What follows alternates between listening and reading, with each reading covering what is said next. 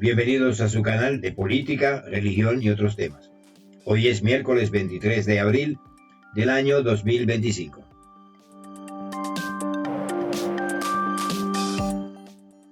Quiero dar las gracias a los que se han suscrito al canal, a los que han activado la campana de todas las notificaciones y a los que han dejado sus comentarios. Te voy a pedir que los comentarios que dejen sean educados y con base, no con insultos, porque el que insulta en ese mismo momento acaba de perder la razón. Y hoy tenemos un reporte especial. Gustavo Petro promueve reformas que desafían tradiciones centenarias en Colombia, mientras la Iglesia alerta sobre un peligro moral. ¿Hay espacio para el diálogo? ¿Qué hay detrás de esta batalla? Mantente hasta el final para que te enteres. Bienvenidos al canal. Hace pocos días subimos una reflexión, un análisis del discurso del presidente de Colombia, Gustavo Petro, el 18 de marzo en la Plaza Bolívar, donde dijo palabras que se pueden catalogar como discurso de odio contra los cristianos. Esto fue una noticia tomada de Todo Biblia Noticias y provocó una gran reacción. Muchos comentarios viscerales, más que lógicos, ¿no? Dieron resultado a esta entrega. Y en España decimos que el dato mata el relato. Así que hoy queremos compartir datos que eliminen el relato que se tiene de uno u otro lado. ¿Qué ha pasado con el gobierno de Petro? El primer gobierno de izquierda progresista en Colombia en toda su historia. ¿Ha sido un éxito o son malos fracasos de este gobierno? Veámoslo a continuación. Bienvenidos al canal.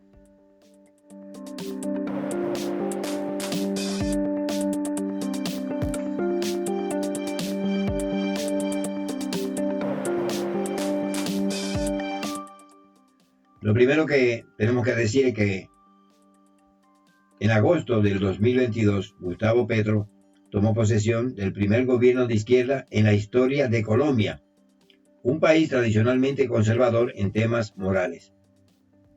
En el año 2022, Petro inició su gobierno con un índice de popularidad entre el 55 y el 60%.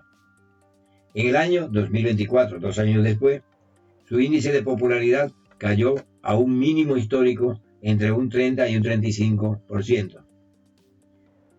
¿Cuál era el resultado? Es decir, ¿cuál fue la causa de este descenso tan notable de su índice de popularidad?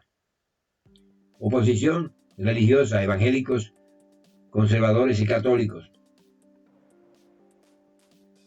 La falta de resultados tangibles en seguridad y economía. La imagen polarizante. El 45% de los colombianos consideran a Petro como un presidente radical. No hay avances en paz y reactivación económica. Mantiene una base electoral de un 25 a un 30%, similar a la del presidente Uribe en su peor momento. Comparando a Colombia con Perú, Chile y México, vemos lo siguiente. El índice económico más bajo es el de Colombia con 1,2%, frente al que tiene tanto Perú, Chile como México. Pero también la tasa de desempleo de Colombia es muy alta, en un 10,4%. Pero esa es mucho más alta dentro de los jóvenes de 18 a 28 años de edad, que es de un 18,5%. Y luego está la economía informal, o la que llama la economía sumergida, que es de un 57%. La devaluación del peso colombiano es del menos 8%. $1 equivale a 4.050 pesos colombianos. La reforma de Petro ahuyenta la inversión. La deuda pública sigue creciendo. Esto es lo que ocurre así de entrada y con gran pincelada en el gobierno de Gustavo Petro, el primer gobierno progresista de izquierda de Colombia. Y esto ha hecho que su índice de popularidad baje al mismo que tenía el presidente Uribe en su peor momento de la historia. También hay que ver lo que ocurre en el Congreso de Colombia. El Congreso de Colombia es bicameral, tiene un Senado con 108 curules y una Cámara de Representantes de 88 curules. Pero veamos lo que pasó con Pacto Histórico, que es que es el partido de Petro, que pasó de 20 a 10 senadores y de 25 a 15 representantes. Una gran derrota. Estamos hablando de un rechazo de la población colombiana al gobierno de Petro.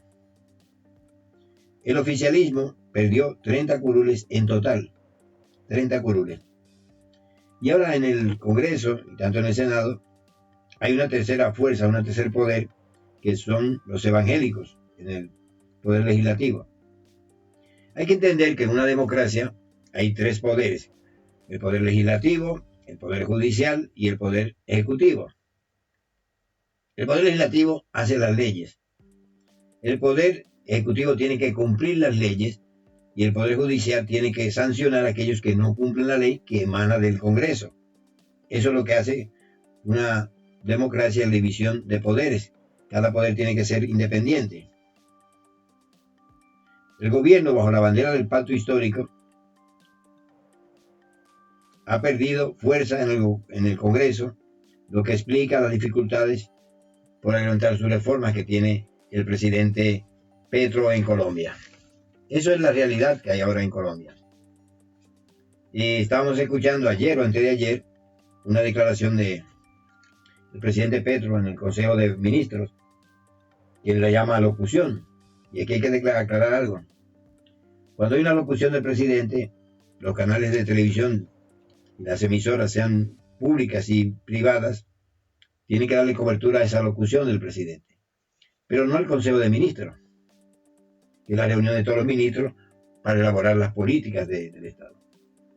Y pues, el presidente Petro mantiene un enfrentamiento con muchos sectores económicos de Colombia, con también muchos medios de comunicación, porque dicen que no tienen que transmitir un Consejo de Ministros, lo que hace que pierdan audiencia. Y entonces Petro decía que no era un Consejo de Ministros, sino una locución del presidente. Pero ahí estaban todos los ministros. Y entonces, pues esto a muchos medios de comunicación le pareció que era una especie de manipulación y engaño del presidente. También que el presidente dijo que iba a convocar una gran manifestación popular para ir al Congreso y ahí iba a sacar la espada de Bolívar, porque era Bolívar el que de hecho estaba convocando a esa concentración. Bueno, incluyó también al Papa Francisco, que dijo que también estaría de acuerdo.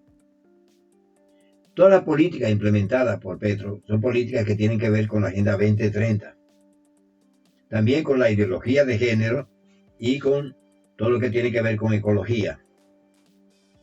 Aquí en Europa, el Pacto Verde, anunciado promovido y tiene que ser de aplicación obligatoria, ha hundido el sector primario, los ganaderos y los agricultores, por una política restrictiva. Pero no ocurre con países terceros que no tienen que cumplir esas normas y su producto llega más barato a Europa, por lo que hay una competencia desleal, hundiendo el mercado local, hundiendo la producción local y haciendo que un tercer país se aproveche o se beneficie de la cantidad de normas que se han aplicado para mantener o sostener la naturaleza. Esos pactos verdes, esa ecología, hunden las economías en los países de Europa y van a hundir la economía también de los países de América Latina. De hecho, lo están haciendo. Luego está la famosa ideología de género, donde se está llevando la educación, de lo que llaman una educación sexual integral, a las escuelas, que es un adoctrinamiento de los niños. Esto ha provocado mucho rechazo, no solamente en Europa, sino también en países de América Latina como Colombia. La gente no quiere que la adoctrinen sobre sexualidad a los hijos en las escuelas. También llaman el colectivismo, crear un colectivo y darle más derechos que a los demás, lo que se llama una discriminación positiva, cuando la ley tiene que ser igual para todos. No se puede discriminar a nadie, pero no se puede favorecer a un sector o a un colectivo en favor o en contra de otro colectivo no favorable. También el engrandecimiento del Estado. No se va a solucionar la economía de Colombia sino una economía que sea competitiva, una economía que se desarrolle, una economía que le quite, vamos a llamar, obstáculos a los que producen. El Estado no produce riquezas, produce riqueza el sector privado. ¿De qué vive el Estado? De los impuestos.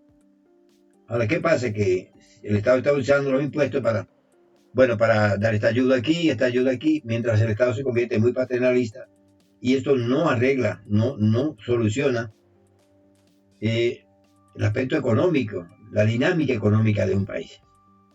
Pero también todas estas políticas de género provocan división. El presidente Petro ha tenido grandes choques con los sectores eclesiales en Colombia. Y no debe olvidar que el Congreso no tiene la mayoría absoluta. Y encima de que no tiene la mayoría absoluta, es que esta coalición de partidos que llevó a Petro al gobierno está deshaciéndose, está rompiéndose, está perdiendo cada día más el apoyo popular en Colombia. Ahora, ¿por qué ha sido el pleito con las iglesias, tanto católicas como evangélicas? No olvidando que hay sectores de la iglesia que sí apoyan a Petro. Y muchos grupos cristianos que están en contra de las políticas que ellos consideran ideologías y políticas morales, como el aborto y los derechos LGBTQ+, despenalización del aborto hasta las 24 semanas, matrimonio igualitario y educación sexual integral. Muchos acusan a Petro de autoritario y de debilitar las instituciones. Y la respuesta de Petro ha sido acusar, por ejemplo, a los cristianos de ser fariseos y de que al no apoyar su política de pacificación con los grupos guerrilleros que quedan activos en Colombia, le ha llamado que ellos apoyan, bendicen la violencia. Y muchos grupos colombianos, muchas áreas de Colombia afectadas por la violencia, tampoco están de acuerdo con estas políticas de Petro. Así que vamos a decir que el conflicto está servido. Muchos sacerdotes y pastores dicen que Petro promueve un socialismo anticristiano. Entonces este es el panorama que hay en Colombia. Y pues la situación es que, en definitiva, la mayoría de los gobiernos progresistas que ha habido en América Latina han sido un fracaso rotundo. Y ha habido una vuelta al sector conservador, a las áreas conservadoras del país. Porque la gente quiere seguridad, las empresas quieren seguridad. Y pues el presidente Petro es muy beligerante y usa las redes sociales, sus discursos no para producir la paz o consenso entre los colombianos, sino una batalla que está afectando a la economía y a todos los sectores sociales y económicos de Colombia. Esta es la realidad. Usted puede estar de acuerdo o no con Petro. Puede estar de acuerdo o no. Pero la realidad de los hechos, los datos son esos. Que el gobierno de Petro se resquebraja. Que ha perdido más de 30 curules. Que su índice de popularidad es igual que el que tenía Uribe en su peor momento de la historia de Colombia. Así que puede usted estar de acuerdo o no. Pero lo que usted no puede negar, sea de izquierda, sea de derecha, sea de arriba o de abajo, es la realidad de los datos, de los hechos. Porque muchas veces cuando tú dices esta cosa te van a acusar, es que tú eres de derecha. Oye, si usted es de izquierda y no puede reconocer que un gobierno de izquierda lo está haciendo mal, lo que pasa es que todos los partidos de izquierda en América Latina perdieron su perspectiva. En vez de defender lo que defendían la clase obrera, pues se comienzan a defender la ideología de género, la ideología woke que sale precisamente de los Estados Unidos, de las universidades progresistas dominadas por los demócratas. Y eso es lo que está pasando. Y por otro está la población que no ve mejorados sus índices económicos, que no tienen una mejor vida, que no están mejor, que están peor, con una inflación galopante, con una deuda pública que crece y con un Producto Interior Bruto que cada vez decrece más. Y la gente reacciona, porque la democracia, usted si pues no está de acuerdo, va y vota en contra. Y eso es lo que hay. Después que usted opine y diga que Petro es el orgullo de Colombia, va a decir usted, lo que son de Petro, y otro va a decir que es un desastre, pues son dos puntos de vista. Pero luego están los hechos, los datos, y los datos son irrefutables. Quiero recordar lo que se dice en España, el dato mata el relato.